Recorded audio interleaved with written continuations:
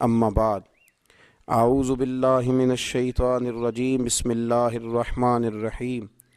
वल्लज़ी जाअ बिस्सिद्क़ि वसद्दक़ बिही उलाइका हुमुल मुत्तक़ून सदक़ल्लाहुल अज़ीम। अस्सलातु वस्सलामु अलैका या सय्यदी या रसूलल्लाह व अला आलिका व अस्हाबिका या सय्यदी या हबीबल्लाह। अस्सलातु वस्सलामु अलैका या सय्यदी या नबी अल्लाह व अला आलिका व अस्हाबिका या सय्यदी या नूर अल्लाह। हम्दुस्सलात के बाद कुरान मजीद फ़ुरक़ान हमीद ने जनाब अबू बकर सिद्दीक़ रदी अल्लाह तआला अन्हु की तारीफ़ इन अल्फाज के साथ फरमाई है कि वल्लज़ी जाअ बिस्सिद्क़ि वसद्दक़ बिही। एक वो हैं जो सच ले के तशरीफ़ लाए और एक वो है जिन्होंने उसकी तस्दीक की। सच लाने वाले मदीने वाले महबूब अलैहिस्सलाम और तस्दीक करने वाले हज़रत अबू बकर सिद्दीक़ रदी अल्लाह। एक वो जो सच ले के तशरीफ़ लाए और एक वो जिन्होंने उसकी तस्दीक की। कहा उलाइका हुमुल मुत्तक़ून, दोनों ही परहेज़गार हैं, दोनों ही परहेज़गार हैं। हज़रत अबू बकर सिद्दीक़ रदी अल्लाह तआला अन्हु सच्चे भी थे, बुर्दबार भी थे, हलीम भी थे, और सबसे बड़ी उनके अंदर जो बात समझने वाली है वो ये है कि बड़े वज़ादार थे। इंसान का बड़ा अच्छा कद काट हो और उसके नाम के साथ कई अलक़ाबात लिखे जाएं, लेकिन जब वो बोले तो उसके जुमले कच्चे हों, वो बात और वो लफ्ज़ जो अदा करे वो उसकी पर्सनैलिटी के साथ मैच ना करते हों, तो उस शख्स का वक़ार ख़राब हो जाता है। उसके बारे में जो इंसान ने ज़ाविया निगाह बनाया होता है ना कि बड़ा अच्छा आदमी है, वो उसका ज़ाविया टूट जाता है। वो जहन साजी जो लोगों की उस शख्स के बारे में होती है वो कमज़ोर पड़ जाती है, और इंसान के ज़ाती वक़ार में भी बड़ा फ़र्क आता है। नबी करीम सल्लल्लाहु ताला अलैहि वसल्लम ने अपनी उम्मत को बुर्दबारी सिखाई, वज़ादारी सिखाई, संजीदगी सिखाई, मामला फहमी सिखाई, बेजा बात करना और बेजा सवालात करना और तकल्लुफ़ के साथ कुछ चीज़ों को समझना और बेधड़क हंसना और किसी चीज़ का लिहाज ना करना, इससे इंसान कमज़ोर पड़ जाता है। उसके रवैयों का ये सैलाब उसे नाकामी की तरफ ले जाता है। हज़रत अबू बकर सिद्दीक़ रदी अल्लाह तआला अन्हु के बारे में सैयदा आयशा सिद्दीक़ा रदी अल्लाह तआला अन्हा का एक बड़ा खूबसूरत इरशाद आप फरमाती हैं, मुझे अल्लाह की इज़्ज़त की कसम हज़रत अबू बकर सिद्दीक़ रदी अल्लाह तआला अन्हु ने ज़माना जाहलियत में भी और ज़माना इस्लाम में भी कभी कोई बेहुदा शेर और बेहुदा बात अपनी ज़ुबान से अदा नहीं की। उम्मुल मोमिनीन हज़रत आयशा कहती हैं, मुझे अल्लाह की इज़्ज़त की कसम कभी उन्होंने अपनी ज़ुबान से कोई बेहुदा शेर बेहुदा जुमला अदा नहीं किया। अल्लाह ने उन्हें शुरू में ही वो वज़ादारी अता फरमाई थी कि जब भी बोलते थे उम्दा ही बोलते थे, जब भी बात करते थे भली करते थे, जब भी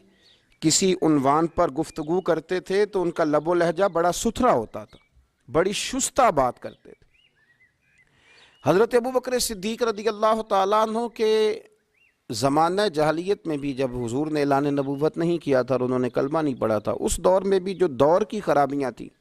वो आपके अंदर नहीं पाई जाती थी। हज़रत आयशा सिद्दीक़ा रदी अल्लाह तआला अन्हु से ही रवायत है कि हज़रत अबू बकर सिद्दीक़ रदी अल्लाह तआला अन्हु ने ज़माना जहलियत में भी शराब अपने ऊपर हराम कर रखी थी और कभी नहीं पी थी आपने। लोगों ने सवाल किया एक दफ़ा, कहा जनाब उस दौर में तो सब लोग शराब पीते थे, सब लोगों का यही अंदाज था, तो आपने उस ज़माने में भी शराब को हराम कर लिया। शराब एक नजस चीज़ का नाम है, एक नापाक तरीन चीज़ का नाम। नबी पाक सल्लल्लाहु ताला अलैहि वसल्लम ने फरमाया, शराब बनाने वाला, पिलाने वाला, लाने वाला, गवाह बनने वाला, लिखने वाला, लिखाने वाला, ये सब मलऊन है, ये लानती हैं। किसी ने पूछा कि जाहलियत में तो कोई मना नहीं करता था, दौर इस्लाम में तो मना हो गई, तो आपने उस दौर में भी कभी नहीं पी? तो हज़रत सिद्दीक़ अकबर रदी अल्लाह ताला अन्हु फरमाते हैं कि मैं एक दिन एक शख्स के पास से गुज़रा, अभी मेरा लड़कपन था, बिल्कुल मैं जवानी की दहलीज में कदम रख रहा था, तो मैंने एक शख्स को देखा اس نے شراب پی ہوئی تھی، اسے نشہ چڑھا ہوا تھا، تو وہ گندگی میں ہاتھ مار رہا تھا، اور وہ گندگی کو جب اپنے ناک کے قریب کرتا بدبو آتی تو وہ ہٹا دیتا، لیکن چونکہ نشے میں تھا، بندہ وقار والا تھا، اچھے قبیلے کا تھا، لیکن اس نشے نے اس کے ذہن کو اتنا مخبوط کر دیا تھا، مخبوط الآواز ہو گیا تھا۔ تو آپ فرماتے ہیں اس دن سے میں نے اپنے اوپر شراب کو حرام کر لیا۔ میں سمجھ گیا کہ جو آدمی کی عقل میں فطور کر دے اور جو اس کی وضعداری کو خراب کر دے، اور جس کو پی کے بندے کو یہ پہچان ہی نہ رہے کہ میری بیوی کون سی ہے اور میری بہن کون سی ہے، فرمایا وہ چیزیں وضعدار لوگوں کا طریقہ نہیں ہوتی۔ یہ کوئی بڑے لوگوں کی علامت ہے کہ اس طرح کی گندگی کرنا، بے حیائی کرنا۔ تو آپ فرماتے میں نے کبھی بھی شراب نہیں پی، اور نبی کریم صلی اللہ تعالیٰ علیہ وآلہ وسلم سے جب اس کا ذکر کیا گیا نا کہ جناب ابو بکر صدیق رضی اللہ تعالیٰ عنہ فرماتے میں نے کبھی شراب نہیں پی، اللہ کے رسول فرمانے لگے میرا ابو بکر سچ کہتا ہے، میرا ابو بکر سچ کہتا ہے۔ اپنے آپ کو ہمیشہ مسجع رکھا، صاف ستھرا رکھا۔ حضرت ابو بکر صدیق رضی اللہ تعالیٰ عنہ اکثر اپنی زبان کو پکڑ لیتے تھے، اور اپنی زبان کو پکڑ کے کہتے تھے کہ تو نے مجھے بڑا پریشان کر دیا ہے، تو اگر سیدھی ہو جائے تو میرے بڑے کام سیدھے ہو جائیں، تو اگر سنور جائے تو میرے بڑے معاملات سنور جائیں، اگر تو ٹھیک ہو جائے اور تیرے جملے درست ہو جائیں تو بہت ساری جگہوں پہ معاملات درست ہو جائیں۔ حضرت صدیق اکبر رضی اللہ تعالیٰ عنہ کاروبار کرتے تھے۔ آپ کے ساتھ والے لوگ کہتے ہیں کہ بڑی دنیا کے ساتھ ہم نے تجارت کی، بڑے لوگوں کے ساتھ کاروبار کیا، لیکن جو رنگ جناب صدیق اکبر کا تھا، جو طریقہ حضرت ابو بکر صدیق کا تھا، وہ طریقہ ہم نے بہت خال خال دیکھا، اس لیے ان کے قریب والے دوست بھی ان سے متاثر تھے، ان کی تعریف کرتے تھے۔ آپ کو پتہ ہے کہ بڑے بڑے مالدار اور بڑے بڑے سمجھدار لوگ حضرت صدیق اکبر کی تبلیغ پر مسلمان ہوئے۔ حضرت عثمان غنی جیسے لوگ، حضرت عبد الرحمن ابن عوف جیسے لوگ، یہ سب لوگ ان کے تجارت میں دوست تھے۔ آپ کو پتہ ہے کہ جب کاروباری تعلقات ہوتے ہیں تو لوگوں کو پتہ ہوتا ہے بندہ سچا ہے کہ جھوٹا ہے، یہ بندہ کھرا ہے یا بددیانت ہے، لیکن وہ اتنے وضعداری کے قائل تھے کہ جناب صدیق اکبر نے کلمہ پڑھ لیا تو وہ لوگ سوچنے پر مجبور ہو گئے کہ یار اتنا وضعدار، اتنا سمجھدار، اتنا پروقار آدمی اگر کہیں جھک رہا ہے تو کوئی بات تو ہے نا، کوئی معاملہ تو ہے نا۔ تو وہ بھی قریب آنے لگے، تو بہت سارے لوگ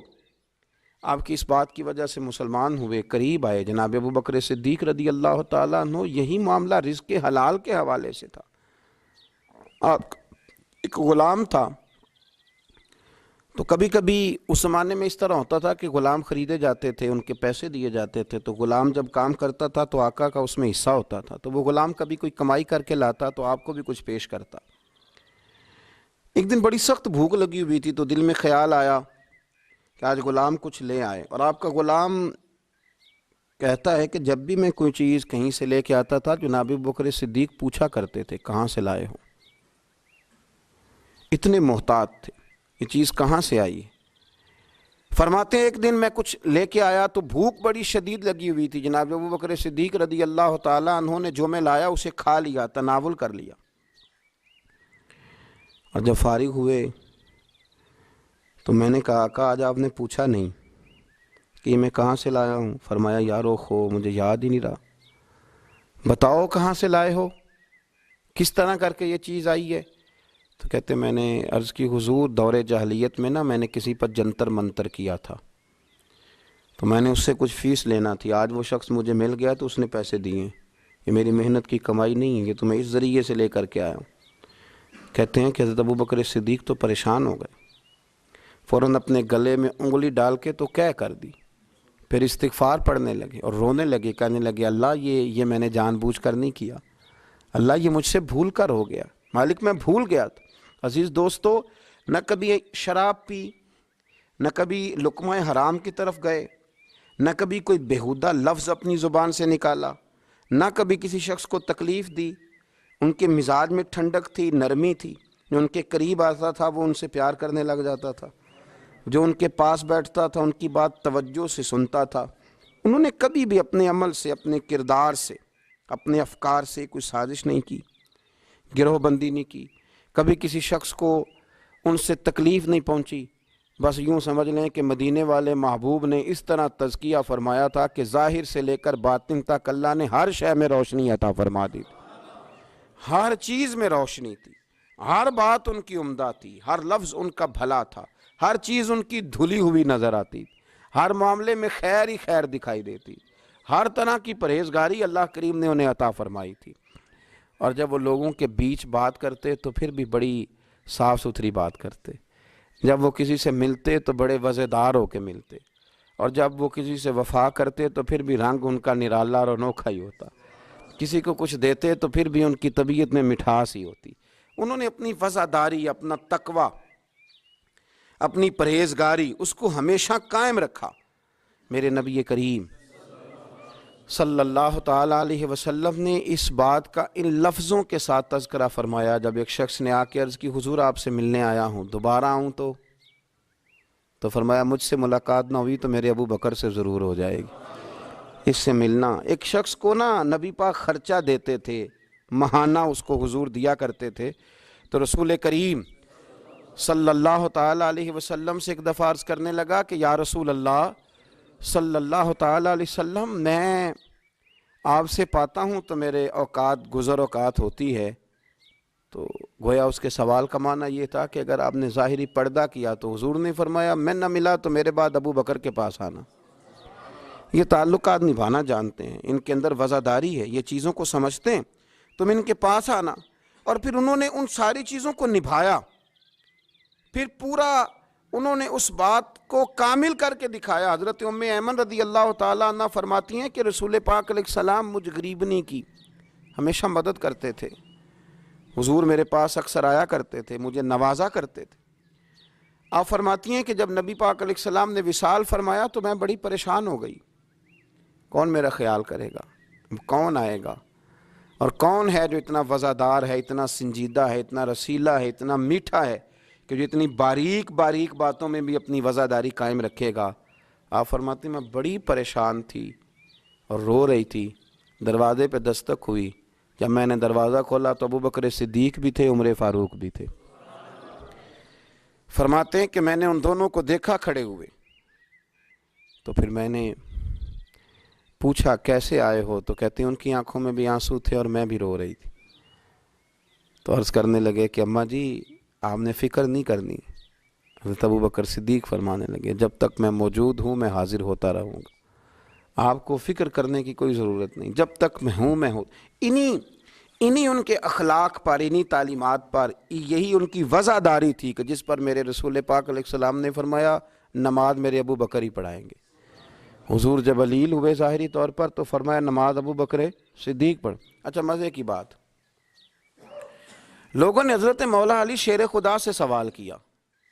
تو حضرت علی کی جو باتیں ہوتی تھی وہ صرف علم نہیں ہوتا تھا، ساتھ حکمت اور دانائی بھی بڑی تگڑی ہوتی تھی۔ جب حضرت سیدنا علی المرتضیٰ شیر خدا کرم اللہ تعالی وجہہ الکریم سے یہ سوال پوچھا گیا نا کہ آپ نے حضرت ابو بکر صدیق کو کیوں خلیفہ بنایا، آپ نے حضور کی مسند پر انہیں کس طرح بٹھایا، تو حضرت علی المرتضیٰ شیر خدا رضی اللہ تعالیٰ عنہ کرم اللہ تعالی وجہہ الکریم فرمانے لگے نبی کریم نے نا انہیں مصلی دیا تھا، حضور نے انہیں منبر دیا تھا۔ تو ہمارے ذہن میں یہ بات آئی جسے نبی پاک نے ہمارے دین کے لیے پسند کیا، ہم اپنی دنیا کے لیے بھی اسی کو نہ پسند کر لیں جسے حضور نے ہمارے دین کے لیے پسند کیا، جس شخصیت کو، جس کی قابلیت کو، جس کی وفاداری کو نبی پاک علیہ الصلوۃ والسلام نے ہمارے دین کے لیے چنا،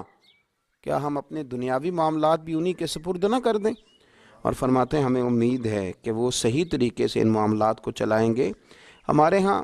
یہ چیزیں اب ختم ہوتی چلی جا رہی ہیں، بہت زیادہ بولنے کا شوق، بغیر احتیاط کے ساتھ کھانے پینے کا شوق، اور لوگ کہتے ہیں جس طرح کی محفل ہوئی میں تو اسی طرح کا روپ دھار لیتا ہوں۔ نا نا نا نا، یہ مدینے والے محبوب کے غلاموں کا طریقہ نہیں۔ وہ مسجد میں بھی ہوتے ہیں تو نبی پاک کے غلام ہوتے ہیں، اور دکان پہ بھی ہوتے ہیں تو رسول اللہ کے غلام ہی ہوتے ہیں۔ ان کو روپ دھارنے کی ضرورت کیا، ان کا ایک ہی رنگ ہے اور وہ محمدی رنگ ہے، وہ ایک ہی رنگ ہے، اس رنگ کو انہیں بدلنے کی کوئی ضرورت کبھی بھی پیش نہیں آتی، وہ اسی رنگ میں ہمیشہ اپنے آپ کو رکھتے ہیں۔ اللہ ہمیں بھی وفاداری عطا فرمائے اور ان طریقوں پر چلنے کی اللہ توفیق رفیق عطا فرمائے۔ آخر دعوانا